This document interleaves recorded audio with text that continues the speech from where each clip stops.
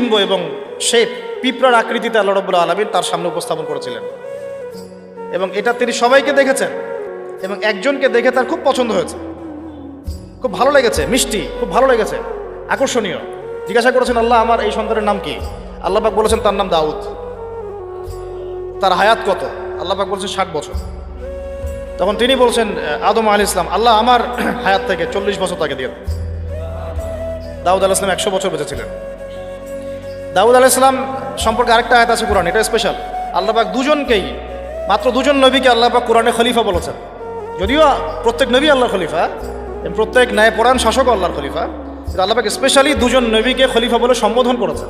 একজন হচ্ছেন আদম আলাইহিস সালাম, আরেকজন দাউদ আলাইহিস সালাম। এগুলো মিলাবেন। খলিফার কাজ আমি অনেকদিন বলেছি, খলিফার কাজ হচ্ছে ইন্না জাআলনাকা খলিফাতান ফিল আরদ, আমি তোমাকে পৃথিবীতে খলিফা করেছি। ফাহকুম বাইনান নাসি বিল হক, মানুষের মাঝে হকের মানদণ্ডে বিচার ফয়সালা করো। ন্যায় বিচার করা হচ্ছে খলিফার কাজ। যে সমাজে ন্যায় বিচার করে সে আল্লাহর খলিফা, যে করে না সে শয়তানের খলিফা। সিম্পল। ফাহকুম বাইনান নাসি বিল হক ওয়া লা তাত্তাবিউল হাওয়া, নিজের প্রবৃত্তির অনুসরণ করো না। ইউদিল্লাকা আন সাবিলিল্লাহ, তাহলে আল্লাহর পথ থেকে এটা তোমাকে সরিয়ে নিয়ে যাবে। ইন্নাল্লাযীনা ইউদিল্লুনা আন সাবিলিল্লাহ লাহুম আযাবুন শাদীদ, যারা আল্লাহ পাকের পথ থেকে বিচ্যুত হয়ে যায় এদের জন্য মর্মান্তিক শাস্তি অপেক্ষা করছে। বিমা নাসু ইয়াউমুল হিসাব, যেহেতু কিয়ামতের হিসাবের দিনটা ওরা ভুলে গেছে।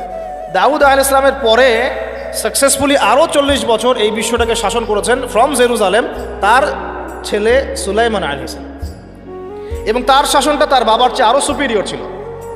এমন শাসন, এমন সভ্যতা যেটা পৃথিবীর ইতিহাসে না কখনো ছিল, না এখন আছে, না কখনো হবে, না কখনো হবে। এমনকি ঈসা ইবনে মারিয়ামের সময়ও না, যিনি সামনে 40 বছর খেলাফা ওখান থেকে কায়েম করবেন, তখনও না। কারণ তিনি দোয়া করেছেন, রব্বি হাবলি মুলকান লা ইয়ানবাগি লি আহাদ, আল্লাহ আমাকে এমন এক রাজত্ব দেন যেটা আপনি আর কখনো কাউকে দেন নাই, দিবেন না।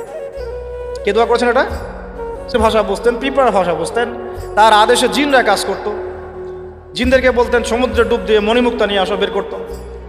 এমন একটা প্রাসাদ নির্মাণ করেছেন যেখানে পা ফেললে মনে হচ্ছে যে সমুদ্রে পা ফেলছে, এত স্বচ্ছ। সাবার রানীর সিংহাসন তুলে নিয়ে আসলেন মুহূর্তের মধ্যে, চোখের পলক ফেলতেই সিংহাসন হাজির। এরকম সভ্যতা, টেকনোলজি আবিষ্কার হয়নি, ইনশাল্লাহ হবে। যতই মঙ্গল গ্রহে যাওয়ার স্বপ্ন দেখাক নাসা, এগুলো সম্ভব না। এই টেকনোলজি আসে, যেটা ছিল সুলাইমান আলাইহিস সালামের সময়, এটা পৃথিবীতে না ছিল কখনো, না আছে, না থাকবে, শুধুমাত্র তার সময় ছিল। এবং ওই সময়ে সুলাইমান আলাইহিস সালামের শাসনে জেরুজালেম থেকে পুরো বিশ্বটাকে শাসন করেছে বনু ইসরাইল, এবং তারা তখন মুসলিম ছিল, আত্মসমর্পণকারী আল্লাহর বান্দা ছিল, তারা কিন্তু খারাপ ছিল না তখন। এরপরে তাদের অধঃপতনটা শুরু হয়। এরপর থেকে আমি একটু গুটিয়ে নেই, অনেক সময় তো নেওয়া যাবে না। এরপর থেকে অধঃপতনটা শুরু হয়। কীরকম? তারা আবার আল্লাহ পাকের বিধিবিধান সেগুলো লঙ্ঘন করে। মৌলিকভাবে তারা কয়েকটা বিধিবিধান লঙ্ঘন করেছে। একটা হচ্ছে শিরক। এক নম্বর কি? শিরক। তারা আল্লাহ পাকের সাথে শিরক করা শুরু করলো, নবীর আদেশ লঙ্ঘন করা শুরু করলো, এবং অর্থনৈতিক জীবনে গিয়ে সুদ খাওয়া শুরু করলো। সুদের কথাটা মারাত্মকভাবে আসছে ওদের কাছে, ওদের ব্যাপারে। সুদ তারা চালু করলো, সুদ। অন্যের সম্পদ আত্মসাৎ করা শুরু করলো, ঠিক যেমন এখনকার মনিটরি সিস্টেম দিয়ে তারা করছে, সেম জিনিস। এবং তারা মাদক দ্রব্যটাকে অ্যাভেলেবল করে ফেললো, জেনাটা বেড়ে গেল, খুব জেনা। এই পাপাচারগুলো যখন বাড়তে থাকলো, আল্লাহ পাক তখন তাদের উপরে অন্য পরাশক্তি চাপাই দিলেন। তাদের মধ্যে দুইজনের নাম মেনশন করবো আমি আজকে শুধু। একজন হচ্ছে নেবুজাত নেজার, একজনের নাম নেবুজাত নেজার। সে এসে আক্রমণ করে পুরা বনু ইসরাইলকে একদম ম্যাসাকার করে ওখান থেকে বের করে দিল। ওরা যা করতেছে এখন ফিলিস্তিনিদের উপরে, এর চাইতেও ভয়ঙ্কর শাসক ছিল নেবুজাত নেজার, যাকে অনেকে বুখতে নাসর বলেন আর কি। তিনি একজন রোমান পারস্যের সম্রাট ছিল আর কি। সে এসে পুরো বাইতুল মুকাদ্দাস জয় করে এই ফাসেক, যারা বনু ইসরাইলের মধ্যে ফাসেক জালেম হয়ে গেছে যারা, ওদেরকে পিটিয়ে এখান থেকে বের করে দিল, দিয়ে পুরো জায়গাটা দখল করলো। বাচ্চাদেরকে হত্যা করেছে, মেয়েদেরকে ধর্ষণ করেছে, এবং ছেলেদেরকে হত্যা করেছে। এভাবে সুদীর্ঘকাল চলতে লাগলো। আবার আল্লাহ পাক তাদের দিকে আবারও মুখ ফিরিয়ে তাকালেন। আল্লাহ পাক তাদেরকে আরও একটা চান্স দিলেন। ওই জায়গায় নেবুজাত নেজারের ওই সভ্যতার পতন হলো, তারা আবার বাইতুল মুকাদ্দাসে ঢুকেছে। এরপরে তারা আবার সেখান থেকে, এখানে একটা বিষয় ভুল হয়ে গেল। নেবুজাত নেজার একটা কাজ করেছিল, সে ওই বনু ইসরাইলের মধ্যে অবাধ্য যারা, ওদেরকে বেঁধে নিয়ে ব্যাবিলনে নিয়ে আসছে, এই ইরাকের ব্যাবিলনে। এখানে দাসত্বের জীবনে তাদেরকে অভ্যস্ত করেছে, ওই ফেরাউনদের মতোই।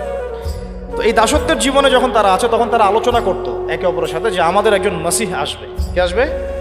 আমাদের একজন মসিহ আসা বাকি আছে, একজন নবী আসা বাকি আছে। যিনি আসলে আমরা আবার বাইতুল মুকাদ্দাস ফিরে পাবো। তারা এখন চর্চা করতো এগুলো, তাদের যে ধর্মগ্রন্থ তাওরাত তালমুদ এগুলোতে এটা লেখা ছিল।